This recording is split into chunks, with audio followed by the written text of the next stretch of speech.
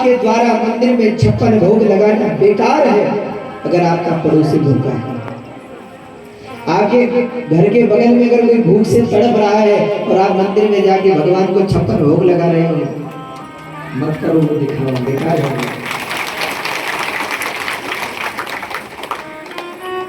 क्या कारण है कि आज इतनी कथाएं होती हैं, इतने प्रवचन होते हैं, फिर भी हम लोग अपने मार्ग से भटक रहे हैं? ये तो देखिए, इनका कारण ये है कि आप भगवान को मानते हैं, लेकिन भगवान की भी माने तो बात बनेगी। दोस्तों नमस्कार। तो आप देख रहे हैं पुनः गांव की ओर। देवभूमि उत्तराखंड ऐसे ही नहीं कहा जाता। आप देख रहे होंगे आज मुझे सौभाग्य मिला मिलने का बाल व्यास पंडित आयुष कृष्ण नयन जी से, जो कि 9 वर्ष की आयु से कथा कर रहे हैं और अब तक लगभग 274 कथाएं कर चुके हैं। तो आज मुझे भी सौभाग्य मिला मुलाकात करने का, आशीर्वाद लेने का, और आपको भी आज सौभाग्य मिलेगा गुरु जी की प्रवचनों को सुनने का।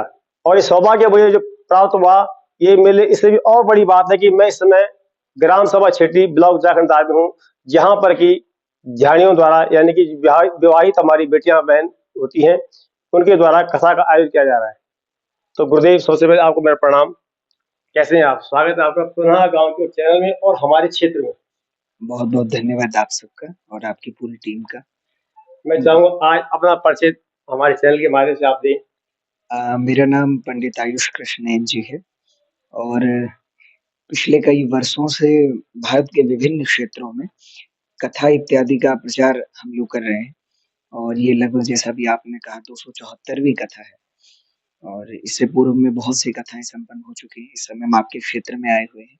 ये टिहरी का क्षेत्र है और बड़ा सुंदर स्थान है, अपने में बहुत सारी चीजों के लिए प्रसिद्ध है, जैसे टिहरी डैम के लिए विश्व भर में प्रसिद्ध है।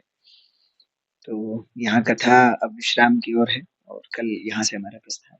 गुरुदेव, ये सफर कैसे शुरू हुआ? 9 वर्ष की आयु से आप इतनी बड़ी कथाएं करते हैं। देखिए, व्यक्ति को भाग्य जहाँ ले जाना चाहता है तो वो व्यक्ति को खींचता है, बाकी व्यक्ति का परिश्रम है। और मेरे प्रति मेरे दादाजी का बहुत आशीर्वाद रहा, उनका मुझे बहुत सानिध्य मिला। उसके बाद 1 वर्ष वृंदावन रहा, जब 8 वर्ष का था तब वृंदावन गया और 1 वर्ष वृंदावन में अपने गुरुजी के सानिध्य में रहा, वहाँ श्रीमद् भागवत का अध्ययन किया और अब लगभग बहुत सारे पुराणों पे भारतवर्ष में कथाएं हो चुकी हैं। तो एक लंबा सफर अभी तो छोटा-सा ही है, चल रहा है। पिछले 9 वर्ष से हम कथा के इस क्षेत्र में प्रयासरत हैं।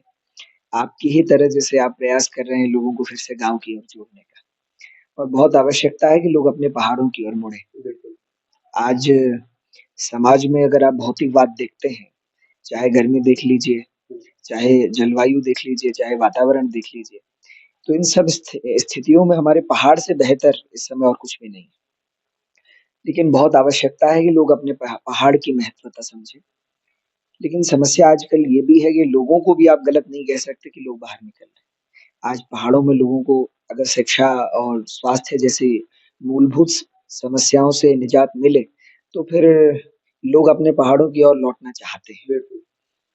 मैं भी बाहर जैसे कथा के लिए जाता हूँ, तो जैसे बॉम्बे में कथा है या दिल्ली में कथा है, वहाँ यहाँ के लोगों से मिलता हूँ, तो वो भी चाहते हैं कि हम पहाड़ों की ओर चलें।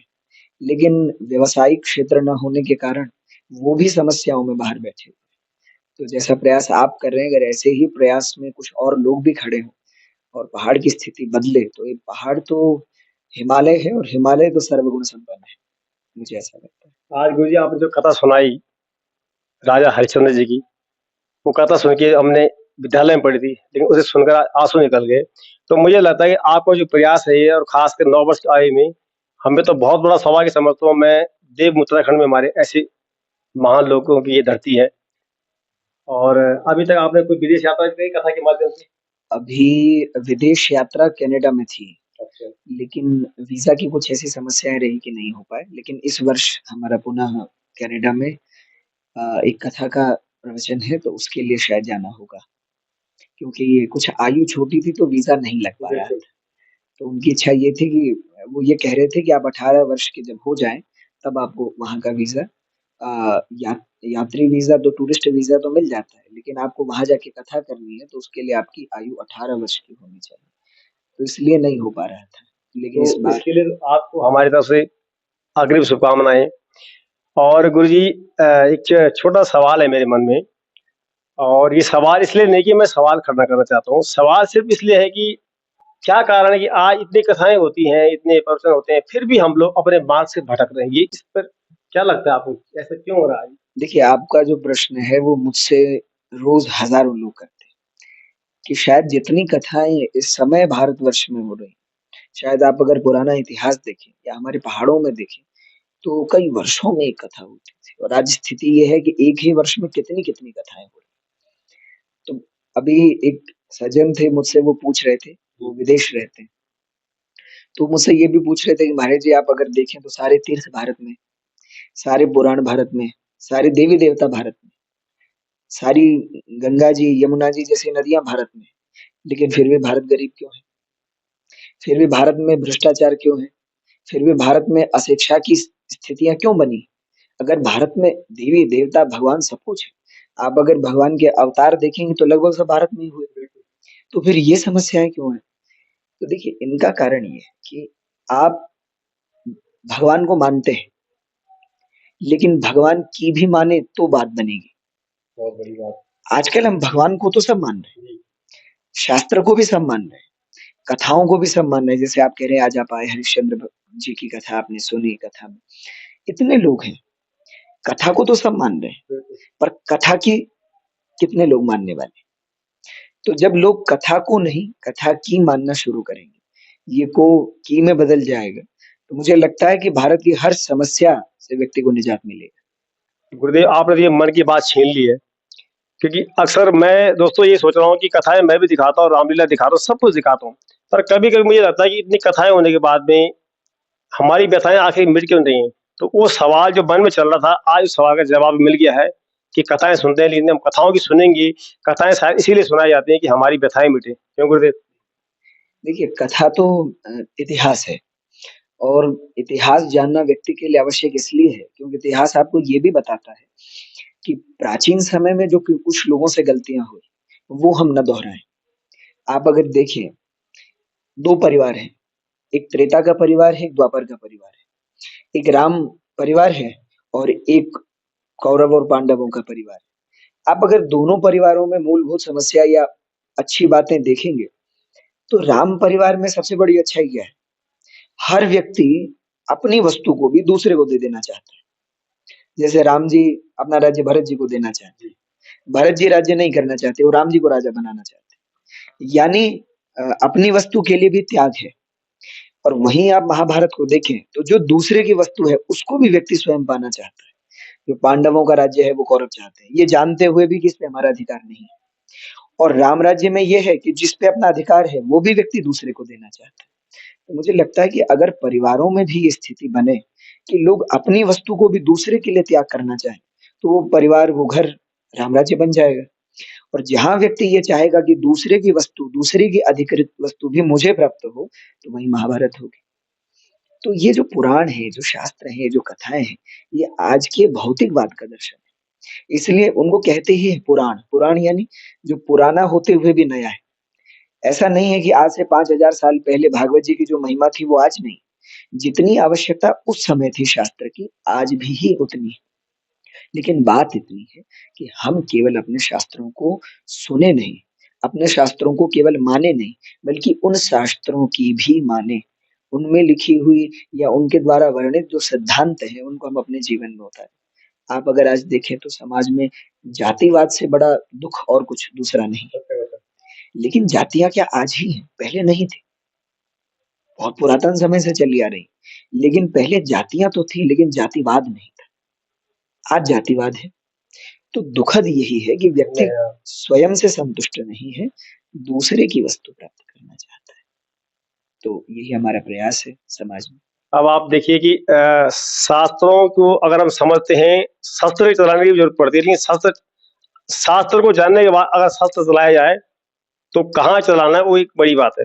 और सबसे बड़ी बात है जो इतिहास हमें विद्यालय में पढ़ाया जाता है, जिससे कि हमें पास होना होता है और वो सवाल हम सभी से एक जैसा पूछा जाता है। लेकिन जब हम परीक्षा देकर बाहर निकलते हैं तो हमसे पूछे जाने वाले प्रश्न हमेशा अलग होते हैं और वो प्रश्न यदि उसी प्रकार से हम कथाओं को सुने तो हमें व्यथाओं को मिटाने में समय नहीं लगेगा। तो मुझे लगता है कि आज हम सभी को जो कथा सुनते हैं, जैसे गुरुदेव ने कहा कि कथाओं की अगर सुने तो शायद हम बहुत आगे बढ़ सकते हैं। गुरुदेव, आज गौवंश की बड़ी दुर्दशा है, कथाएं भी हो रही हैं, हम जानते भी हैं। देखिए, समाज की स्थितियाँ क्या है कि समाज, प्रकृति एकदम बदलाव नहीं देती है। आप अगर प्रकृति को ध्यान से देखेंगे, आप किसी पेड़ को देखिए, आप आज बीज बोएँगे तो कल ही वो फल नहीं देगा। आज बीज बोएँगे, फिर अंकुरित होगा, पौधा बनेगा, पौधे से पेड़ बनेगा, पेड़ पे फिर समय आने पे फल लगेगा। एक लंबा समय, प्रकृति हमेशा समय लेती है और प्रकृति का अपना एक सिद्धांत है। अब यहाँ सिद्धांत अगर आप देखें, तो आज आप वृद्धाश्रम देख रहे हैं समाज में। लोग अपने माता-पिता को घरों से बाहर निकाल कारण क्या है? पहले क्या हुआ? आपने देखा होगा हमारे पहाड़ों में भी कि ऐसी कई वस्तुएँ जो काम की नहीं है, लेकिन हमारे पूर्वजों की पहचान है तो हम उनको सँभाल के रखते थे। भले ही वो हमारे काम नहीं आ रहे, लेकिन उससे उनकी यादें जुड़ी हैं तो हम सँभाल के रखते थे। फिर एक समय आया लोगों में, एक भावना आई कि ये अब काम का नहीं है तो इसको हटा दिया जाए। लोगों ने उसको हटाना शुरू किया। फिर समय बीता, अगर आज की भाषा में कहूँ तो सामाजिक भाषा में तो विकास और हमारी भाषा में विनाश। तो भौतिकवाद का जो विकास है वो और आगे बढ़ा। लोगों ने कहा कि अब वस्तुओं को ही क्यों? गाय भी जब दूध देना बंद कर देती है तो उसको रख कर के भी क्या फ़ायदा? बैल जब हल नहीं लगा पा रहा है तो उसको रख कर के क्या फ़ायदा? उनको निकालना शुरू किया। फिर समय और बीता, मनुष्य का और विकास हुआ। फिर विकास क्या हुआ? उसकी नज़र अपने माता-पिता पे पड़ी कि एक समय के बाद ये भी काम के नहीं रहते तो इनको रख कर के भी क्या फ़ायदा? तो फिर लोगों ने उनको निकालना शुरू किया। अब आज लोग दुखी हैं कि लोग माता-पिता को निकाल रहे हैं, लेकिन ये नहीं समझ रहे कि इसकी शुरुआत कहाँ से है? इसका बीज कहाँ पड़ा? तो अगर आप आज अपने बच्चों को ये शिक्षा देते हो कि गाय जब दूध नहीं देती तो उसको निकाल दो, कल वो आपके प्रति भी यही दृष्टिकोण रखेगा कि जब आप कुछ करने में समर्थ नहीं हो तो आपको भी निकाल दिया जाए। तो गौवंश भारत की संस्कृति है और गावो विश्वस्य मातरः, गाय विश्व की माता है। आप अगर देखें तो गाय संसार को क्या नहीं देती? गाय पशु थोड़े हैं, गाय तो गावो विश्व से मातरः, गाय विश्व की माता है। भगवान श्री कृष्ण से लेकर के और भगवान श्री राम अगर आप देखें, तो राम जी के लिए गोस्वामी जी मानस में लिखते हैं कि विप्रधेनु सुरसंतहिता लिन्हि मनुज अवतार। विप्रधेनु, धेनु यानी गाय का, भगवान का अवतार गाय की रक्षा के लिए हुआ है। लेकिन आज समाज की संस्कृति क्या है? आज हम लोगों के घर पे गाय नहीं है और जिनके घर पे गाय है वो लोभ से उसकी सेवा कर रहे हैं। कुछ स्थितियाँ मेरे देखने में ऐसी आई जिनसे मेरा हृदय बड़ा विदीर्ण हो गया कि आपने देखा होगा पहाड़ों में लोग क्या करते हैं। अभी एक जगह की मेरी मुझे घटना पता चली, मुझे बहुत दुःख हुआ। उन्होंने क्या किया कि गाय ने जब दूध देना बंद कर दिया तो वो गाय को जंगल में छोड़ा। लेकिन गाय का एक स्वभाव है कि वो अपने घर लौट कर के आती है। अब गाय वो 2-3 बार छोड़ कर के आए, वो फिर घर आ जाए, क्योंकि उसका तो ममत्व जुड़ा है उस परिवार से। वही उसने अपने बच्चे को दूध ना पिला करके आपके बच्चे को दूध पिलाया है। आप विचार करिए उसका क्या प्रेम होगा उस घर के प्रति। अब जब 3-4 बार भी गाय घर लौट आई, तो वो गाय को जंगल में एक पेड़ से बाँधा है। अब आप विचार करिए कि गाय रस्सी नहीं खोल सकती। अब उसको वहाँ घास मिली नहीं, पानी मिला नहीं और किस स्थिति में तड़प-तड़प करके उसकी मृत्यु हुई होगी, इसकी कल्पना करिए। तो आप सामाजिक विकास का करेंगे क्या? कौन-सा विकास आपको चाहिए? आज आप प्रकृति को नष्ट कर रहे हैं, आज आप पेड़ काट रहे हैं, आज आप नदियों को प्रदूषित कर रहे हैं, आज आप जीव-जंतुओं के प्रति ये स्थिति आपके हृदय में ये दुर्भावना है, आपको लगता है कि हमारे ही प्राण-प्राण हैं, बाकी जितने भी जीव-जंतु, पशु-पक्षी हैं, इनका कोई अधिकार धरती पे नहीं है। तो कौन-सा विकास? आप किस विकास की ओर बढ़ रहे हैं? तो मुझे तो ये लगता है कि समाज विकास की ओर नहीं, विनाश की ओर जा रहा है। तो उसके लिए बहुत आवश्यक है कि हम अपनी संस्कृति की ओर लौटें। गुरुदेव, जैसे आप कथाएं करते हैं, क्या आपकी कथाओं में से कुछ अंश जाता है कि जो मतलब गौशाला में व्यक्तिगत तौर से आप देते हैं या मतलब कोई? इस समय सबसे पहला तो अभी हमने हरिद्वार में एक आश्रम का निर्माण किया है। उस आश्रम के द्वारा अभी बहुत सारे, क्योंकि हमारे पहाड़ों की स्थिति आप तो बहुत बेहतर रूप से जानते हैं। पहाड़ों में स्थितियाँ ये हैं कि जो धनवान लोग हैं, वो बाहर निकल गए और जो संपत्तिवान हैं, वो घर लौटना नहीं चाहते। अब आजकल घरों में स्थितियाँ ये है कि ऐसे लोग घरों में हैं, जो निर्धनता का जीवन, अभाव का जीवन व्यतीत कर रहे हैं। जिस ठंड में आप और हमारे शहरों के बच्चे रज़ाई ओढ़ करके, सॉक्स पहन करके, ग्लव्स पहन करके हीटर के सामने बैठते हैं। उस ठंड में पहाड़ों के बच्चे नंगे पाँव और एक टी-शर्ट में बच्चे घूम रहे हैं। तो क्या हमारी ज़िम्मेदारी उनके प्रति नहीं? तो अभी हमारा प्रयास है कि ऐसे निर्धन स्थिति में जो गाँवों के बच्चे जीवन बिता रहे हैं, तो उनके लिए वस्त्र इत्यादि का तो अभी कुछ समय पहले हमने उसका भी कार्य किया। अभी नया ट्रस्ट का निर्माण किया है आश्रम के, हमारे ही नाम से है आयुष अखिल विश्व परिवार, तो इस नाम से ट्रस्ट है। तो उसके माध्यम से बल्कि अभी पूर्ण रूप से तैयार भी नहीं हुआ है, लगभग तैयारी की ओर है। तो उसके माध्यम से उस पक्ष में हम कार्य कर रहे हैं। दूसरा, बहुत सारे लोग हरिद्वार में आप आएँगे। हरिद्वार में स्थिति ये है कि जैसा अभी मैंने चर्चा की कि बच्चे और माता-पिताओं की स्थितियाँ क्या हैं। अभी एक घटना मेरे देखने में मिली कि हरिद्वार में कोई माताजी हैं और वो कहीं बाहर से हैं। मैं वैसे नाम तो नहीं लूँगा कि कहाँ से, किस स्टेट से है। उनके बच्चे उनकी उम्र जो है इस समय 85 वर्ष के आस-पास है और उनके बच्चे उनको हरिद्वार दर्शन कराने लाए और हरिद्वार में ही छोड़ के चले गए। उस महिला को हिंदी बोलनी नहीं आती। अब आप विचार करिए कि उस उम्र में, उस परिस्थिति में वो जीवन यापन कैसे कर रहे हैं। तो हमारा इस समय ये भी है कि भोजन के रूप में भी अगर लोगों तक सेवा पहुँचे, तो उस कार्य में भी हम लगे हुए हैं। अभी अपने आश्रम से ही वस्त्र वितरण का भी कार्य अभी हम लोगों ने किया। भोजन इत्यादि का कार्य भी चल रहा है और इसी सापेक्ष में अब गौशाला का विचार हमारा है। क्योंकि समस्या ये है कि जब देखिए, पहली बात तो मैं ये कहूँ कि बहुत लज्जा वाली बात है, अगर कोई संत को गा गौशाला खोलनी पड़ रही है।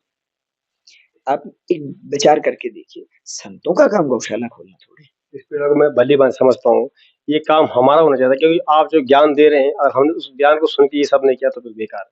लोग चाहते हैं कि ज्ञान भी आप ही दो और गाय भी आप पालें, तो ये तो हो नहीं सकता। मिठाई कोई बनाएगा, कोई बेचेगा। तो मैं आपका भाव समझ सकता हूँ और आपने शायद समझ चुके होंगे। मुझे एक छोटा सवाल हो रहा है मेरा। अ, आजकल देवभूमि उत्तराखंड में डोलियों का बड़ा प्रचलन है। तो उसपे कुछ लोग पॉजिटिव तो कुछ नेगेटिव है। आपका इस पर क्या कहना है?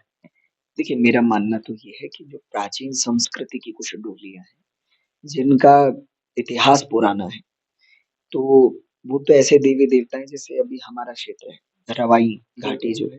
रवाई घाटी में भगवान रुद्रेश्वर महादेव, हम लोग उनके पुजारी हैं। उनकी डोली है, इस समय वो बाहर हैं और अपने प्रजा में भ्रमण कर रहे हैं। लेकिन उनका इतिहास कई वर्षों पुराना है।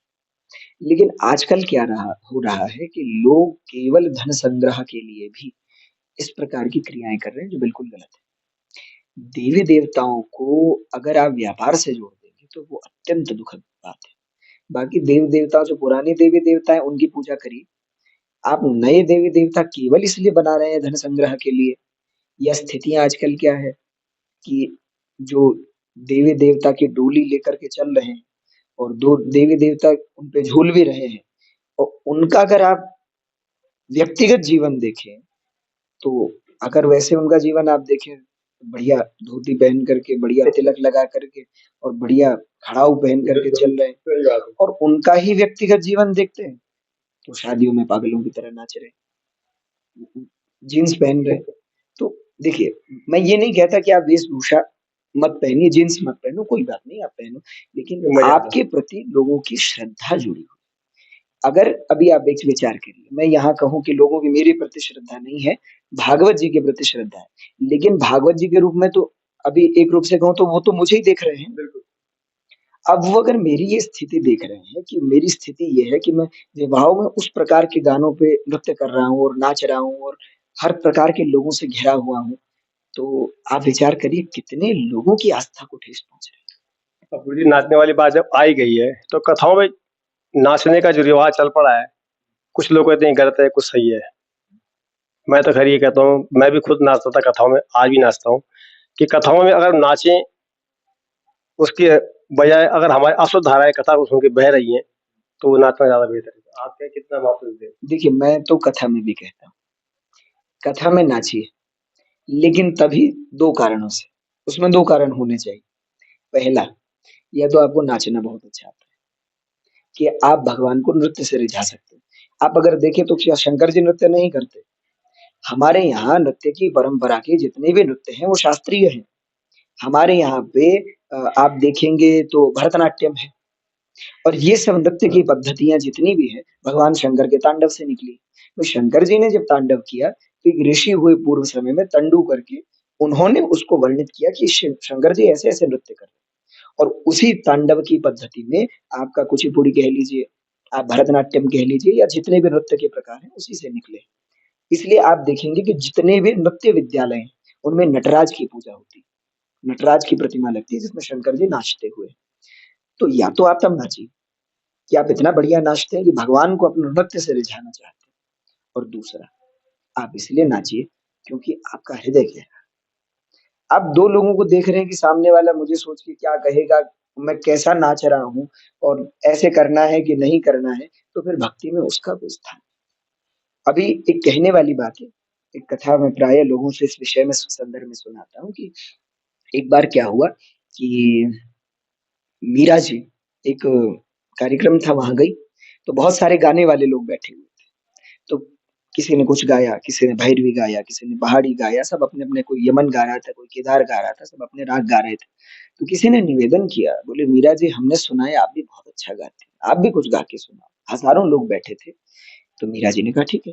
तो मीरा जी ने गाना शुरू किया। तो उन्होंने गाया कि वो तो गाते थे, मेरो तो गिरधर गोपाल दूसरो न कोई, जाके सिर मोर मुकुट मेरो पति सोई। तो मीरा जी ने ये गाना शुरू किया।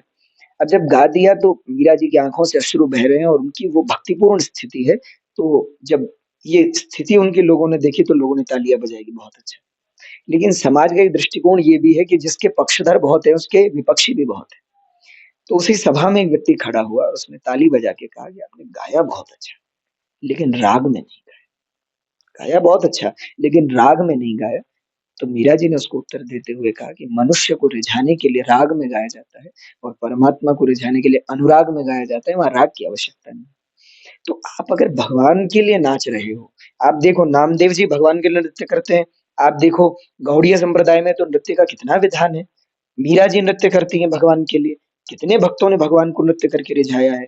लेकिन अगर उस नृत्य में भौतिकवाद है तो वो आपका पतन करेगा, और उस नृत्य में आंतरिक प्रेम की स्थिति है तो वो आपका कल्याण करेगा। मतलब और कुछ समझे ना समझे, लेकिन जो नाच रहा है उसे कुछ पता है मैं क्यों नाच रहा हूँ। तो आपका समय देने के लिए बहुत बहुत धन्यवाद। और मैं भी आज धन्य हो गया कि आपसे मेरी मुलाकात हुई। ये सब मैंने कितने बार दोहरा चुका हूँ। और अब मैं आपसे कहना चाहूंगा कि आप लोग जो है गुरु जी के चैनल को सब्सक्राइब करें, फॉलो करें।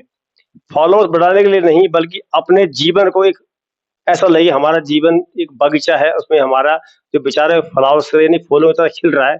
तो गुरु जी से अगर आपको सीखना चाहते हैं तो 9 वर्ष की आयु से 18 वर्ष की अभी इनकी आयु है और 274 करीब कथाएं कर चुके हैं।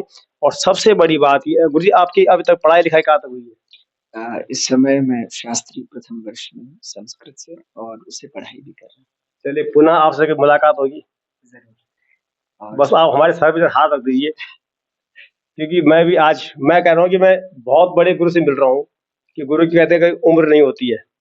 तो आपको ये संदेश कैसा लगा, लेकिन फॉलो जरूर करें। आप देखिए गुरु जी की कथाओं को आप सुने और आपकी व्यथाएं न मिट जाए तो कहना। तो चलिए, जय श्री राधे। आपके द्वारा मंदिर में 56 भोग लगाना बेकार है अगर आपका पड़ोसी भूखा है। आपके घर के बगल में अगर कोई भूख से तड़प रहा है और आप मंदिर में जाके भगवान को 56 भोग लगा रहे हो, मत करो, वो दिखाओ, बेकार है। आपके घर में दरवाजे पर आकर कोई भूखा बैठा है और उसे तुम पानी पिलाने को तैयार नहीं हो, और मंदिर में आकर लोटे के लोटे शंकर जी में चढ़ा रहे हो, किस काम के है बता?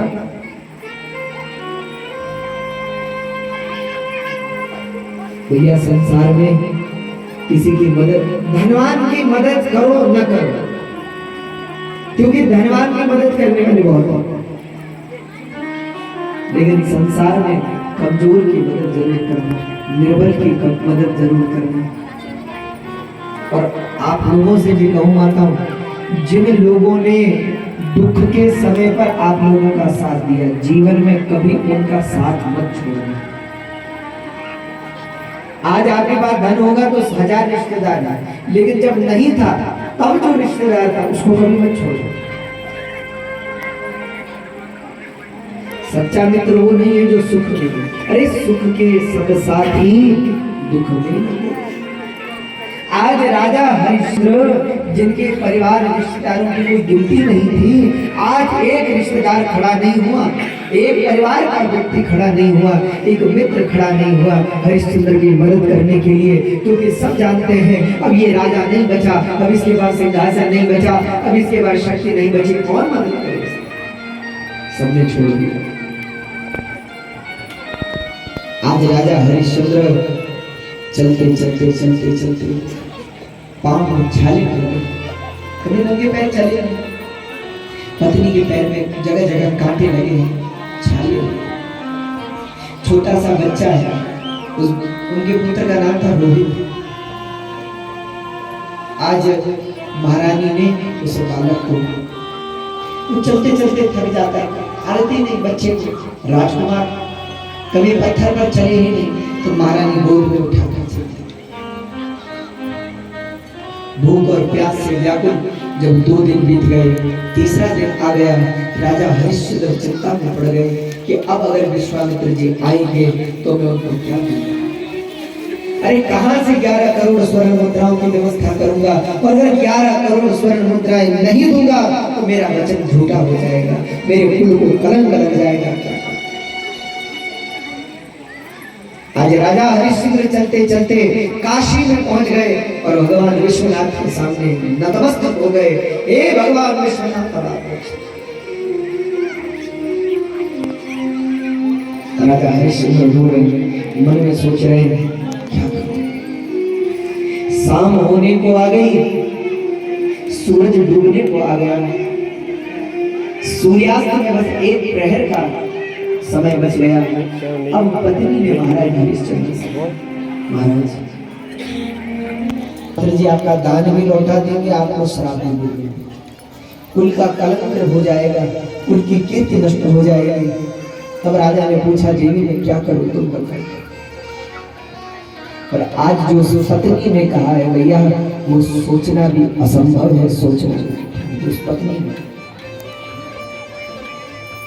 आज उस पत्नी ने क्या कहा? उनकी पत्नी कहती है, व्यास कहते हैं, जन्मेजय आज देवी माधवी अपने पति हरिश्चंद्र से कहती है कि राजन बुध सत्यम दे पुंसो पुत्र फला स्त्रियः तन्मां प्रदाय वित्तेन देहि विप्राय दक्षिणं, देहि विप्राय दक्षिणं। अच्छा करो महाराज, आप ऐसा करो, संसार में उसी नारी का जीवन सफल होता है जो अपने पति को धर्म में लगाती है।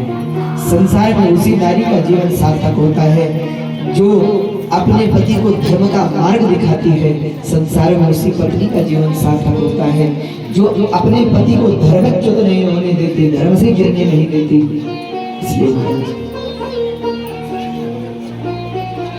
थोड़ी ही देर में विश्वामित्र जी आते ही होंगे, आप उनको क्या दोगे?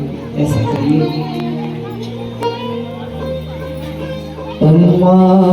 प्रदाय वित्तेन देहि विप्राय दक्षिणं। आप एक काम करो, ध्यान से सुनना। उस माँ ने आज क्या कहा, उस नारी ने आज कहा क्या कहा?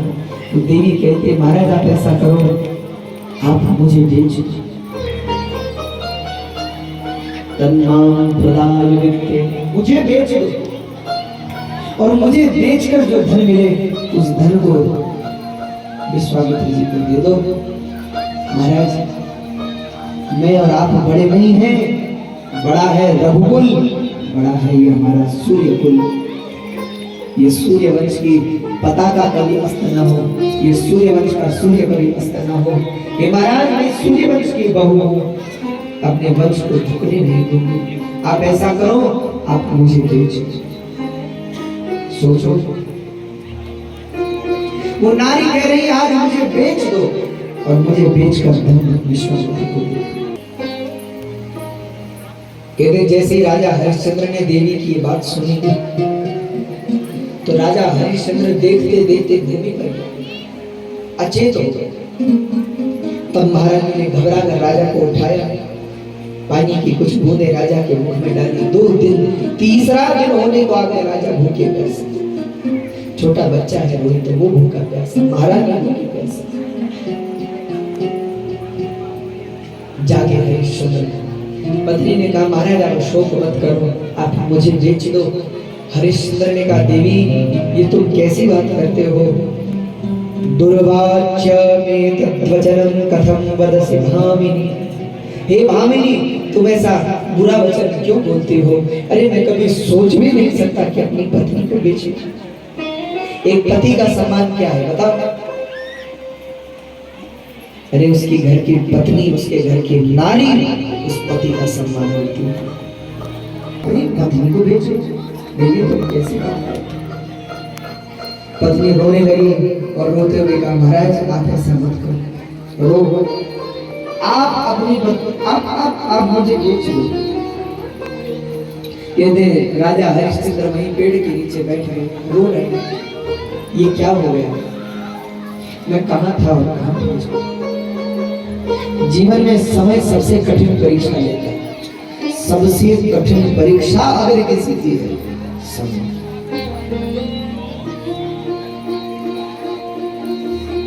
आज राजा हरिश्चंद्र बैठे पेड़ के नीचे मन में सोच रहे हैं क्या करें। तभी वहां एक ब्राह्मण आ गया। ब्राह्मण ने पूछा देवी आप क्यों दुखित है, क्यों रो रही है? देवी ने कहा महाराज मेरे पति मुझे बेचना चाहते हैं और मुझे कोई खरीद नहीं रहा, आप ही मुझे खरीद लो। क्षत्रिय है, क्षत्रियों का तो काम ही है ब्राह्मणों की सेवा करना, तो आप हमें खरीद लो। वैसे भी मैं वृद्ध होने को हूँ, मुझे दासी चाहिए, लेकिन देखो देवी मुझे क्रोध बहुत आता है, पहले बता मुझे दिन क्रोध आता है। देवी ने कहा महाराज वो जैसा भी हो आप बस मुझे खरीद लो। ब्राह्मण देखते बोले खरीद लेने पर पहले अपना परिचय बताओ, कौन हो, नाम क्या, ये पुरुष कौन है? अब महारानी ने सोचा कि कैसे बताऊं कि ये राजा हरिश्चंद्र। देवी ने कहा महाराज सेविका का नाम नहीं पूछा जाता, मैं आपकी दासी बनूंगी, आप मुझे खरीद लीजिए और मेरे बदले में मेरे पति को कुछ धन दे। ब्राह्मण ने कहा देखो देवी तुम बड़ी सुंदर हो और गृह कार्य में भी कुशल लगती हो, घर का काम काज भी शायद कर लेती हो। महाराज ने कहा महाराज मैं सब करूंगा। देखो देवी सब करना पड़ेगा, भोजन बनाना, वस्त्र धोना, झाड़ू लगाना, सब करना पड़ेगा। महारानी ने कहा महाराज जो आप कहेंगे मैं सब करूंगी, आप तो ब्राह्मण हैं, आप तो भगवान के भक्त हैं, सब करूंगी। अरे जिस महारानी के घर पर हजारों दास दासियां होते थे, जिस घर में हजारों सेवक सेविकाएं होते थे, आज वो महारानी कह रही हाँ बताओ कितने में बेचोगे? राजा को ये वचन ऐसा लगा जैसे तीर लगा सीने पर। ब्राह्मण ने फिर पूछा अरे कितना धन चाहिए आपको अपनी पत्नी के बदले? राजा हरिश्चंद्र रोने लगे। पत्नी ने कहा महाराज आप पूछो जो लेकिन आजीवन हमारी सेवा करनी होगी। हाँ महाराज करो। अब तो 10 करोड़ स्वर्ण मुद्रा दे दी और 10 करोड़ स्वर्ण मुद्रा तो क्या कुछ उससे कम देकर ब्राह्मण देवता ने देवी को खरीद लिया। कि अभी भी कुछ धन की जरूरत है, क्योंकि ब्राह्मण ने कहा देवी चलो हमारे साथ चलो, हम घर चलो। अब छोटा बच्चा जो मां के बिना नहीं रह सकता, एक हाथ से मां को पकड़ लिया, रोने लगा। मां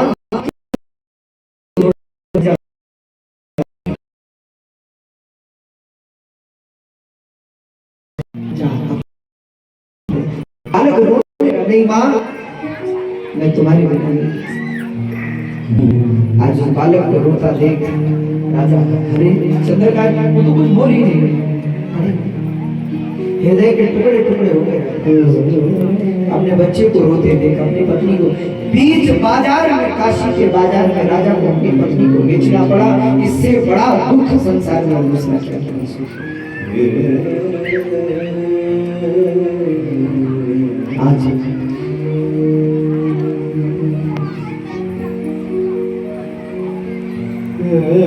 वो बच्चा उबाले में रो रहा है, कभी माँ को पकड़ता है, कभी पिताजी के पास जाता है, पिताजी को हिलाता है, पिताजी आप माँ को रोको ना, माँ कहाँ जा रही है, माँ को रोको। हरिश्चंद्र कहते बेटा समय विधाता विपरीत हो गए।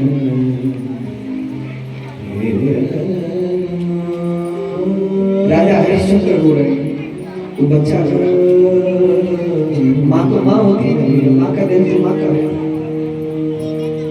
आज उस माँ ने ब्राह्मण से कहा महाराज आप मुझे ले जा रहे हो कोई बात नहीं, लेकिन मेरे बच्चे को भी आप खरीद लो,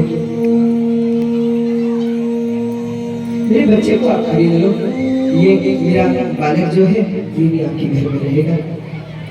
ब्राह्मण बोले ये बालक तो बहुत छोटा है, ये क्या करेगा, इसकी तो सेवा उधर करनी पड़ेगी। नहीं नहीं ये बालक मुझे नहीं चाहिए। देवी महारानी माधवी ब्राह्मण के चरणों पर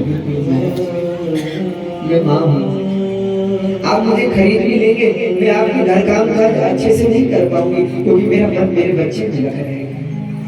मेरे बच्चे को भी आप खरीद लो, मेरा बच्चा मेरे साथ होगा ना, मैं सब करूंगी जो आप कहेंगे मेरे बच्चे को। ब्राह्मण बोले ठीक है, लेकिन इस बच्चे के बदले कोई धन नहीं दूंगा। देवी ने कहा ठीक है। आज पत्नी को बेच दिया, पुत्र को बेच दिया। आज राजा हरिश्चंद्र रो रहे हैं। आज पत्नी ने कहा महाराज बस एक बार मैं अपने पति से मिलना चाहती हूँ। ब्राह्मण थोड़ा क्रोध होकर बोले अरे क्या लगा रखा है, बच्चे से मिलना है, कोई पति से मिलना है, रहने दो फिर यहीं रहो। नहीं नहीं नहीं आप क्रोध मत करो, आप तो दयालु हो, क्रोध मत करो। हाँ तो जल्दी मिलो और फिर जल्दी चलो, हमें देरी हो गई। देवी माधवी आई, पति के बाद चरणों में अंतिम बार प्रणाम, राजा के पैर छुए। लेकिन रानी ने जब राजा के चरणों की ओर हाथ बढ़ाया तो राजा ने पैर पीछे।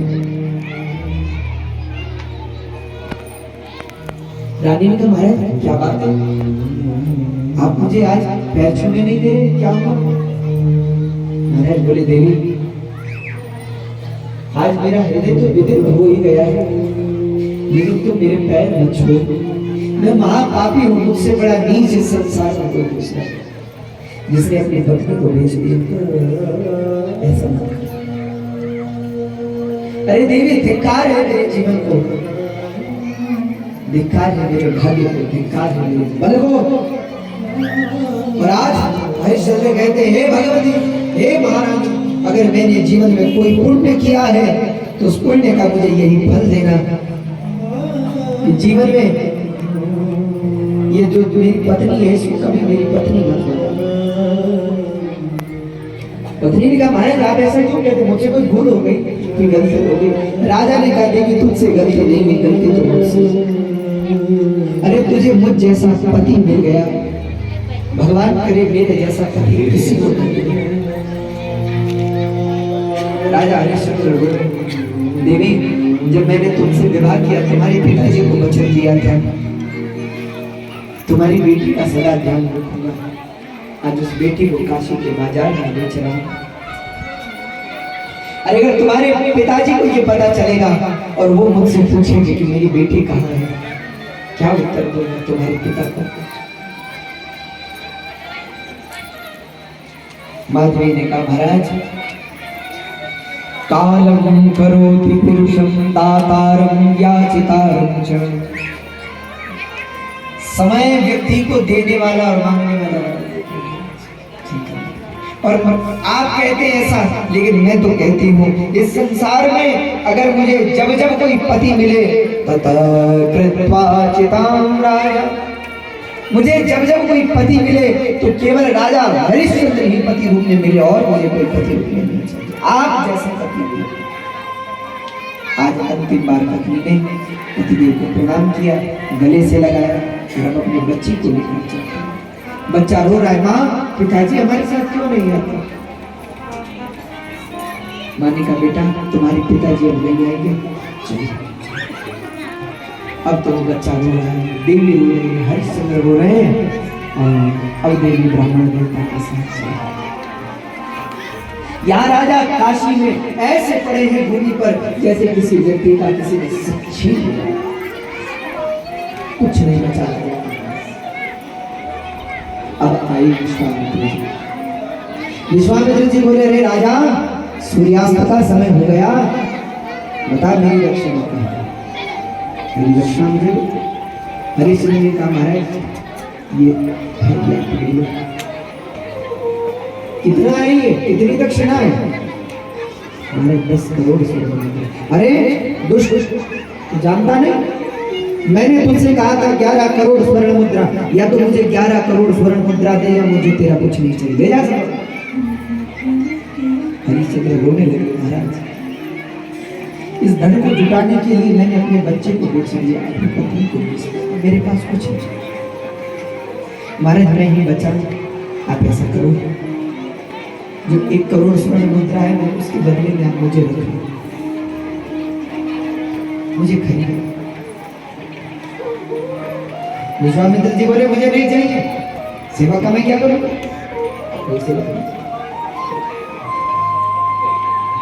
और हे राजा तूने अपना वचन भंग किया है, अरे तूने तो अपने कुल को कलंक लगा दिया, मुझे तेरी दक्षिणा नहीं चाहिए, ना तेरा राज चाहिए, ना तेरा दक्षिणा। राजा हरिश्चंद्र रोने लगे। हरिश्चंद्र ने कहा महाराज मुझे दो घड़ी का समय, 2 क्षण का समय। विश्वामित्र जी बोले बस 2 घड़ी का समय है तेरे पास, बचे हुए धन की व्यवस्था कर ले, अन्यथा मैं तेरा सब दान लौटा दूंगा। कहते राजा हरिश्चंद्र अब काशी में आवाज लगाते हैं, कोई है जो मुझे खरीदना चाहे? अपने को बेचने को तैयार है। कहते कोई और तो आया नहीं, चांडाल आ गए।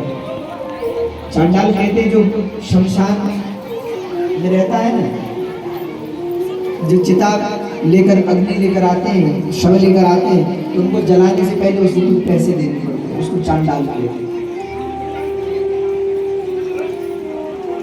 वो चांडाल आया, उसने कहा अगर ऐसी बात है तो मुझे एक सेवक की जरूरत है, ये सेवक मुझे दे दो, जो धन होगा मैं दे दूंगा। आज राजा हरिश्चंद्र ने खुद को चांडाल के हाथों बेच लिया, चांडाल का सेवक। जैसे तैसे धन इकट्ठा किया और अब विश्वामित्र जी को धन दिया, और यहाँ धन देकर विश्वामित्र जी लोग चल पड़े और राजा हरिश्चंद्र को लेकर चांडाल शमशान में आ गया और राजा से कहा देखो यहाँ कोई भी शव जलाने को आए तुम्हें उससे धन लेना है, कुछ ना कुछ कर लेना है। जी महाराज, जिस हरिश्चंद्र के सामने देवता हाथ जोड़ते थे, आज उस हरिश्चंद्र चांडाल की यहाँ नौकरी कर रहे हैं। इस समय संसार में किसी का अपना नहीं होता, समय कब किसे कहाँ खड़ा कर देंगे। अरे तुम किस बात का अभिमान करते हो? अपनी नौकरी का, अपने धन का, अपनी संपत्ति का। अरे महाराज हरिश्चंद्र सड़क पर आ गए। समय बड़ा विचित्र है आज। अब राजा हरिश्चंद्र चांडाल के यहाँ नौकरी कर रहे हैं, समय बीतने लगा। देवी माधवी उस ब्राह्मण के घर पर रहकर अपने बच्चे को भी थोड़ा बहुत देखती है, घर का सब काम काज करती है, भोजन बनाती है, वस्त्र धोती है, झाड़ू लगाती है, पोछा लगाती है, ब्राह्मण के चरण दबा देती है, सब घर की सेवा देखती है। इतनी कठिन परीक्षा लेता है ना भैया, समय जब परीक्षा लेता है तो चारों तरफ से व्यक्ति को मिल देता है। अरे इतना कम था कि एक संकट और आ गया। एक दिन ब्राह्मण देवता ने कहा देवी तुमने मेरी पूजा के लिए फूल नहीं लाया, कहाँ मेरी पूजा के लिए फूल? देवी घबरा गई, कांपने लगी, महाराज फूल तो मैं भूल गई, और घर का काम महाराज उसको तो कर रही। क्रुद्ध होकर के ब्राह्मण बोले अब मेरी पूजा के लिए मैं पूजा कैसे करूंगा? महाराज ने अपने बच्चे को भेज देती, बच्चे से कहा रोहित जाओ स्वामी के लिए फूल ले आओ। अब वो छोटा बच्चा फूल लेने चल पड़ा, एक टोकरी लेकर फूल चुन चुन के ला रहा था कि तभी वाटिका में एक सांप आ गया और सर्प ने उस बालक को डस लिया। जैसे ही बच्चे को डसा, छोटा सा बालक था, डसते ही विष शरीर में फैल गया और घर भी न पहुंच सका था, बालक रास्ते में और आज उस बालक की मृत्यु हुई, वो बालक मर गया। महारानी ने देखा बहुत समय हो गया बालक लौटा नहीं, उधर ब्राह्मण को दो रहे, अरे मेरी पूजा के लिए अब तक फूल नहीं आए, तो बड़ी आलसी हो, कहाँ है? रानी का महाराज में खुद जाती दौड़ करके आई और जैसे ही बगीचे में पहुंची और महारानी ने अपने बच्चे को मरे हुए देखा।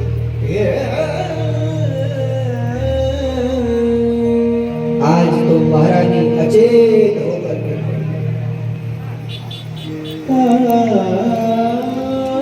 आज रानी ने बड़ा विलाप किया। महारानी रोते हुए कहती हुई, पुत्र तू जा, अरे कभी तेरे पिता मुझे मिलेंगे, वो पूछेंगे कि मेरा बेटा कहाँ है, मैं क्या करूं? रोने लगी, विलाप करने लगी, लेकिन उसके विलाप को सुनकर जिसको बेचा था वो ब्राह्मण आया। क्यों रो रही हो? फूल के लिए भेजा था, रो रही हो?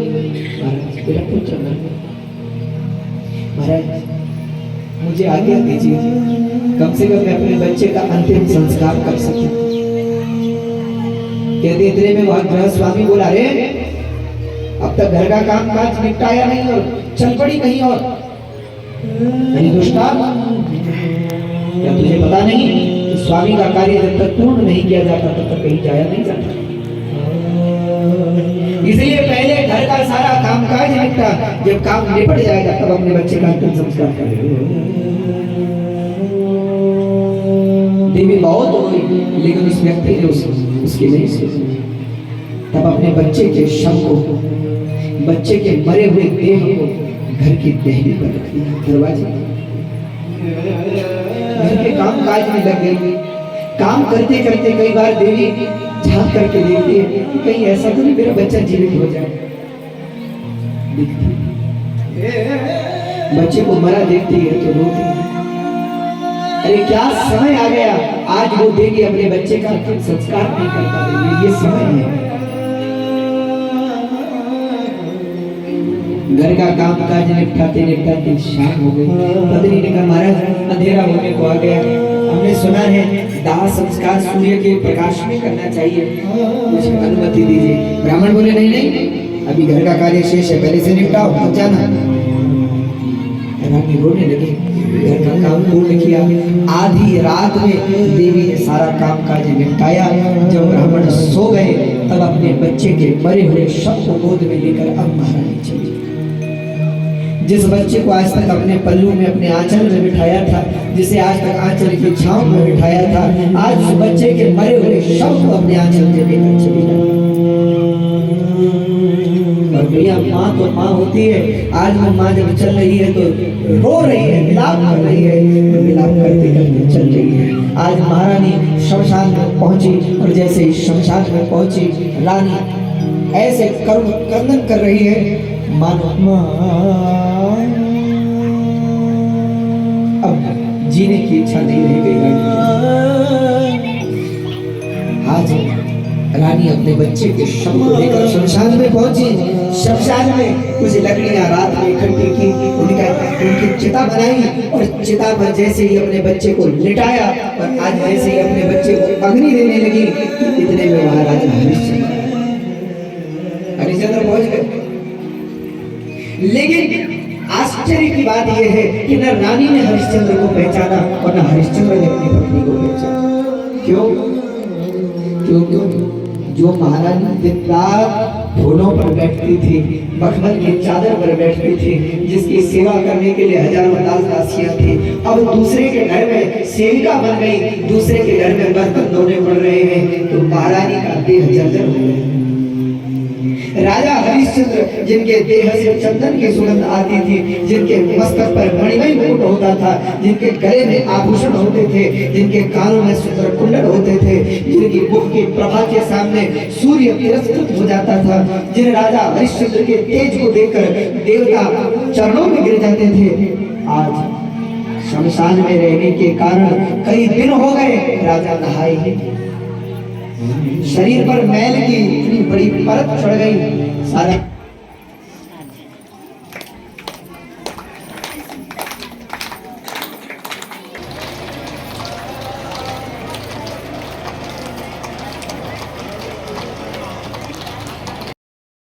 आपके द्वारा मंदिर में 56 भोग लगाना बेकार है अगर आपका पड़ोसी भूखा है। आपके घर के बगल में अगर कोई भूख से तड़प रहा है और आप मंदिर में जाके भगवान को 56 भोग लगा रहे हो, मत करो, वो दिखावा बेकार है।